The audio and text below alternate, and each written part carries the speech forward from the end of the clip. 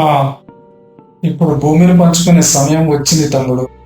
అన్నయ్య, మనం మునుపట్లాగా కలిసి పని చేయలేమా? లేదు తమ్ముడు, నాన్నగారు ఉన్నంత వరకు కలిసి పని చేశాము. ఇకపై వద్దు. ఎవరికి ఎటువైపు భూమి వస్తుందో ఆ అదృష్టమే నిర్ణయిస్తుంది. ఇందులో ఒక కాగితం తీసుకో.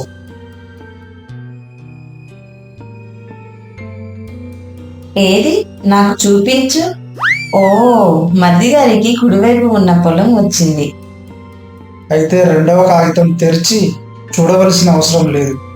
నా వాటా ఎడమవైపు ఉన్న భూమి వచ్చింది. ఇప్పుడు పదండి అక్క, వంట చేద్దాం. ఈరోజు నువ్వే వంట చేయి చెల్లి, నా వంటలో బాలేదు.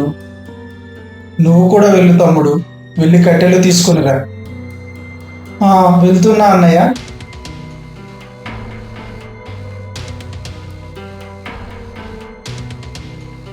చూడు కమలా, నేను సరిగ్గా చేశానా? ఇందులో మీరు చేసింది ఏముంది? మరిది గారి అదృష్టం కొద్దీ కుడివైపు ఉన్న భూమి వచ్చింది. ఇదిగో ఈ అదృష్టాన్ని నా చేతులతో నేనే రాశాను. ఇదిగో చూడు. అరే, దీనిపై కూడా కుడివైపు అని రాసి ఉంది.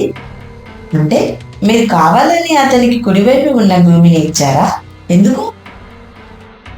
కొన్ని రోజుల క్రితం పట్టణానికి వెళ్ళి రెండు వైపులా ఉన్న భూమి మట్టిని పరీక్షించి తీసుకువచ్చాను కమల. ఎడమవైపు ఉన్న భూమి మట్టి కుడివైపు ఉన్న భూమి మట్టి కంటే చాలా సారవంతమైనది. వ్యవసాయం కూడా బాగా పండుతుంది. నిజంగా మీ బుద్ధికి ఎవరు సాటి రారండి.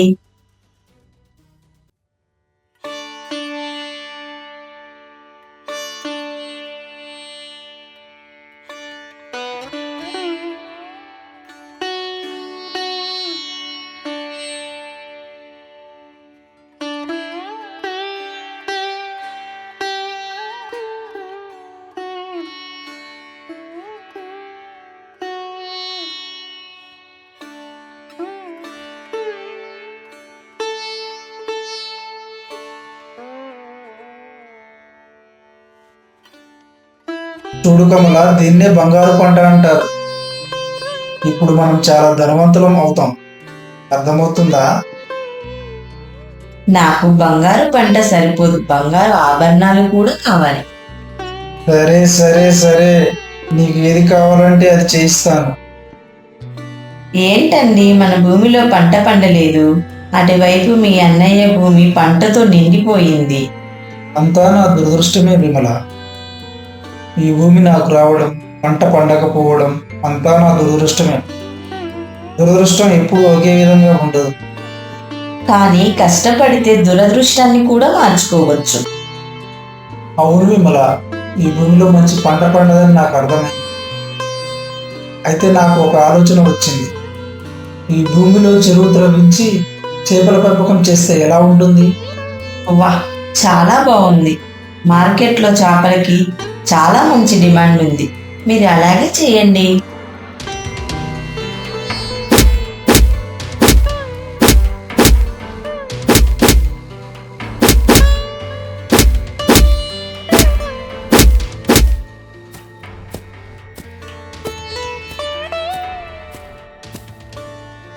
బాగా పనిచేయండి.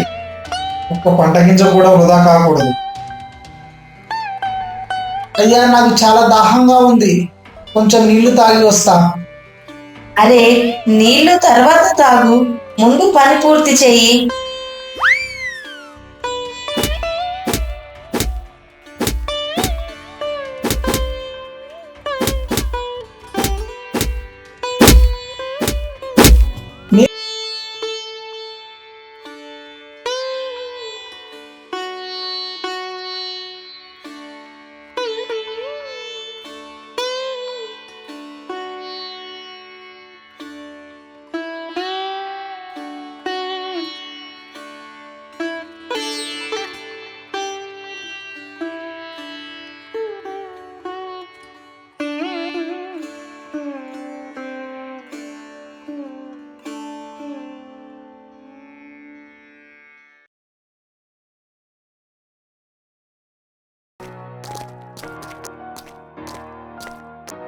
ఏం జరిగింది తమ్ముడు?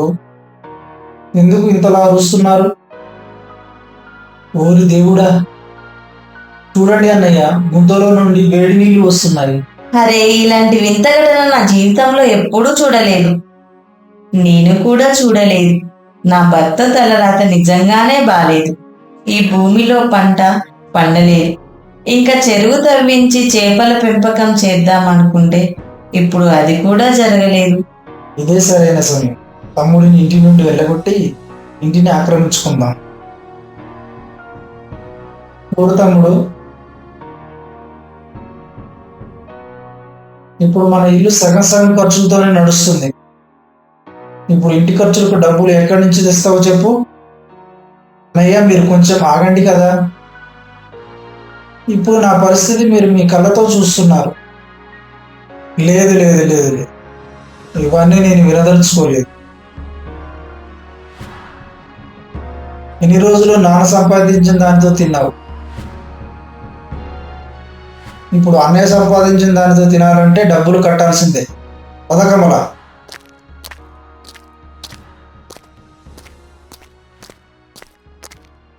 మీరు చింతించకండి బాబు, పైవాడు మీకు ఎప్పుడు అన్యాయం చేయడు.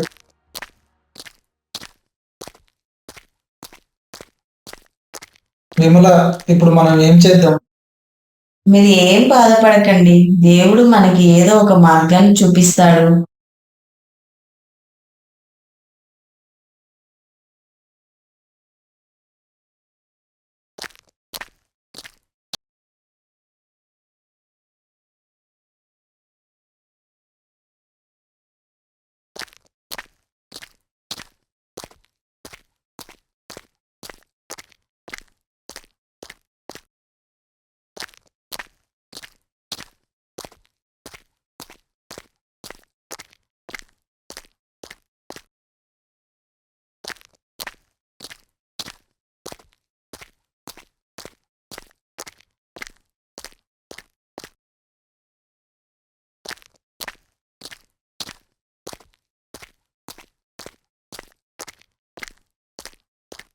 ఈ ఇంట్లో ఉండాలని నాకు అస్సలు అనిపించడం లేదు.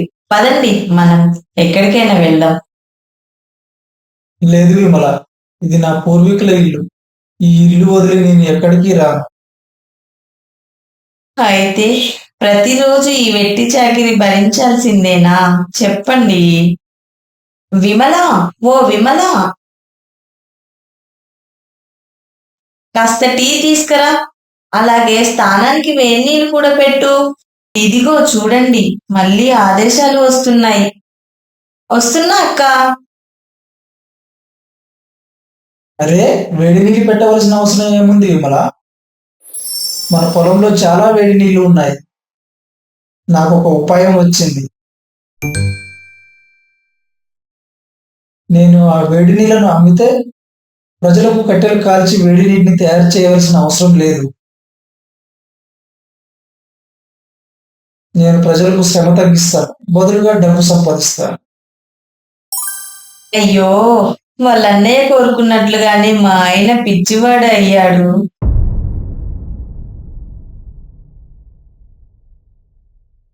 రండి రండి రండి, అందరూ రండి. ఈ వేడి నీటిని పొలం నుండి అందరూ తీసుకువెళ్ళండి. వంటకి, టీకి, స్నానానికి, ప్రతి పనికి ఈ వేడి నీరు ఉపయోగపడుతుంది.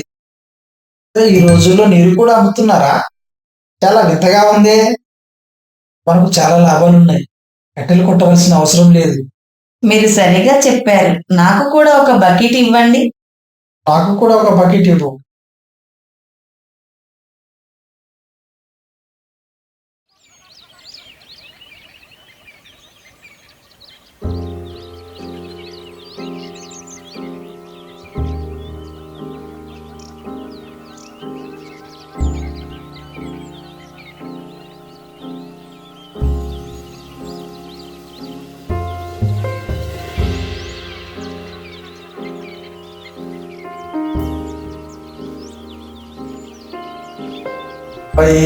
తొంభై 98, 99, 100. ఆహా, ఈరోజు నేను చాలా డబ్బు సంపాదించాను. నా అదృష్టం బాగుంది. నిజంగా ప్రజలు వేడి నీళ్లు కొంటారని నేను ఎప్పుడూ అనుకోలేదు. అవును విమల, ఇప్పటి నుండి భవిష్యత్తులో వేడి నీటిని తయారు చేసే యంత్రాలు కూడా వస్తాయి. భవిష్యత్తు బాగానే చూస్తున్నావు. భవిష్యత్తులో ఏం జరుగుతుందో తర్వాత, ముందు రేపటి గురించి ఆలోచించు. రేపటి గురించి ఏర్పాట్లు పూర్తి చేశాను అన్నయ్య. ఇదిగో ఇదిగో తీసుకోండి. ఈరోజు నా సంపాదన మీ చేతుల్లో పెడుతున్నా. ఈ నెల ఖర్చులకు సరిపోతుంది. ఆ, కానీ ఎలా? వేడి నీళ్ళని ఇదంతా సంపాదించావా? నేను వేడి నీటిని అమ్మడం లేదు వదిన. ప్రజలకు కేవలం విశ్రాంతిని ఇస్తున్నా. ప్రజలు డబ్బుకు బదులుగా విశ్రాంతిని కోరుకుంటున్నారు.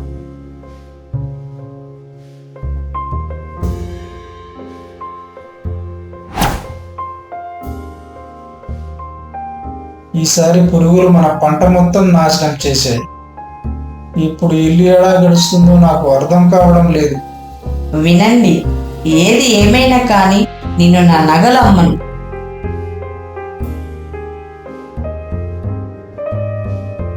అన్నయ్య, చాలా రోజుల నుంచి మీరు అంటున్నారు కదా మనం వేరుగా ఉందామని.